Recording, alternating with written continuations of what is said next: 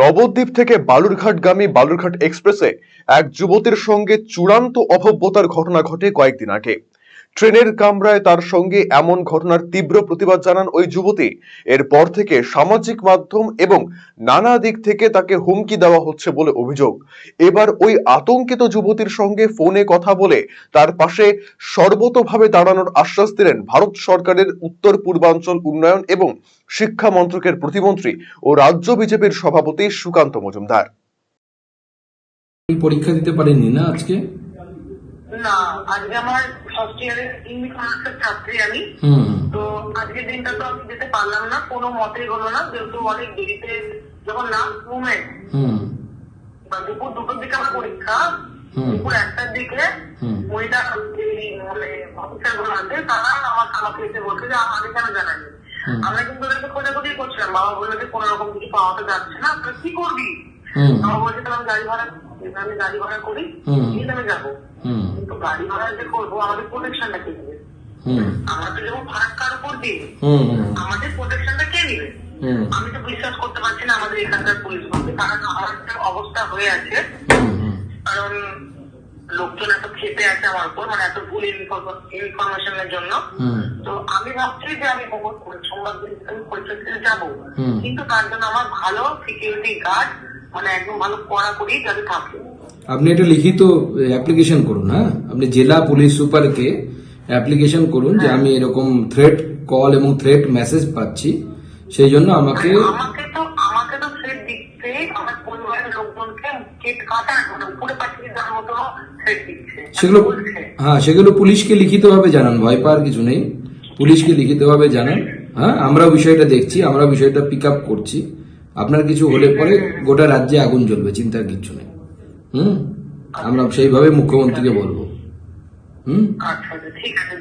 ঠিক আছে। আজ নারী দিবস, আন্তর্জাতিক নারী দিবসে আমরা বাঙালিরা, বাংলার মানুষ কি দেখলাম? আমার বাংলার একটি মেয়ে, আমার বোন, সে তার ফার্স্ট ইয়ারের পরীক্ষা দিতে পারল না। কেন?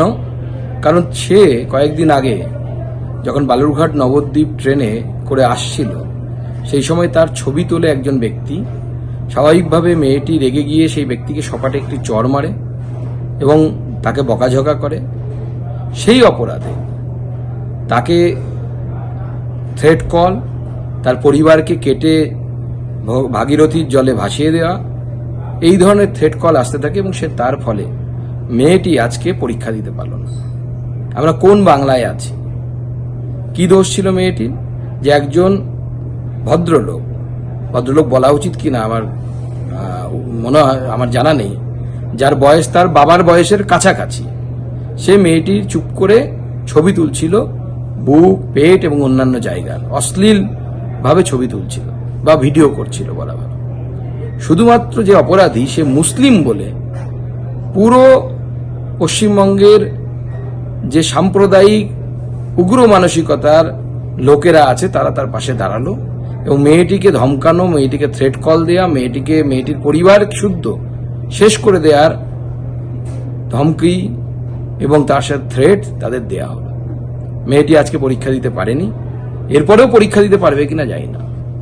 আমি বাঙালি হিন্দুদেরকে ভাবতে বলছি, আপনার ঘরেও মেয়ে আছে, আমার ঘরেও মেয়ে আছে।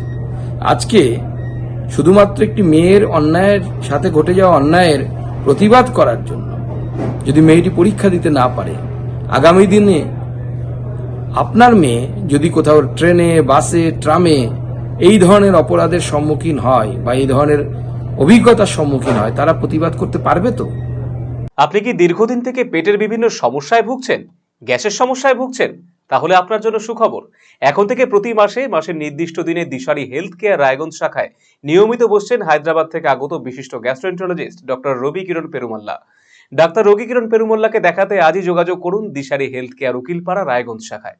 যোগাযোগ করুন 7477785509, 7477785512 এই নম্বরে।